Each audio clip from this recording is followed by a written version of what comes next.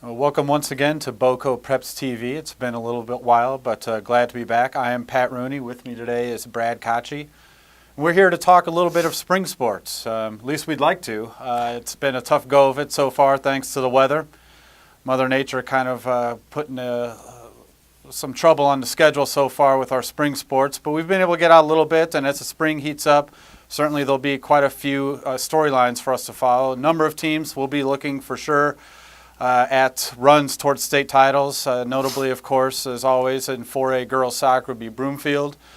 3A girls soccer with Belle Morel and Peak to Peak aiming for a repeat title. 3A baseball, Holy Family, and of course Centaurus lacrosse will always be in the mix, the girls lacrosse team from Centaurus. And Brad, even though it's been tough for us to get out the game so far, you have at least been able to enjoy a number of soccer games and a few track invitationals so far. What have been some of your impressions on the young season thus far? Yeah, well, we have a ton of impressive track athletes in Boulder County, and they're off to pretty good starts, some pretty solid early season performances. A bunch of meet records went down when I was there at the Longmont Invite last week. Forrest Wetterstrom set a new one in the triple jump. The Monarch girls swept the distance events, and Claire Green set a new record in the 1600.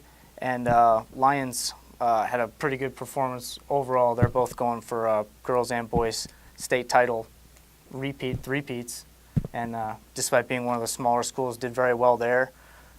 Girls soccer, I've been out to a couple Meade games, even though several have been canceled in the past week. And their first time in 4A, they're doing well. They're second in the Tri-Valley Conference and undefeated. So I haven't seen much baseball. I know you have. Yeah, none of us have so far, but I do know in soccer so far on the Boulder side.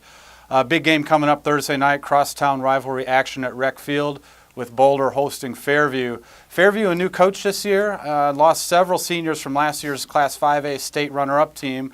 But Dan Niederinghaus has Fairview right where they're accustomed to, have given up only one goal in a 5-0 start. But the Knights will have a good test on Thursday night against their crosstown rivals from Boulder.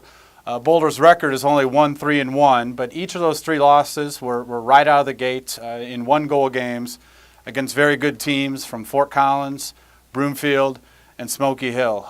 Since then, the Panthers have gotten a win and a tie and are certainly looking forward to Thursday night and see how they stack up against Fairview. Could be an interesting game to see which team will get a leg up in the Front Range League race. As Brad said, baseball, it's been a little bit tough so far to get out to the games. But I know one story that's certainly of note is out of the Northern League. Now, Broomfield's only off to a 5-5 start, but has shown no signs to give anyone any indication they won't be one of the contenders in the Northern League as usual. But perhaps one of the biggest stories out of the Northern League so far has been the play of Centaurus. The Warriors won only one game a year ago in the first season under Coach Aaron Allen.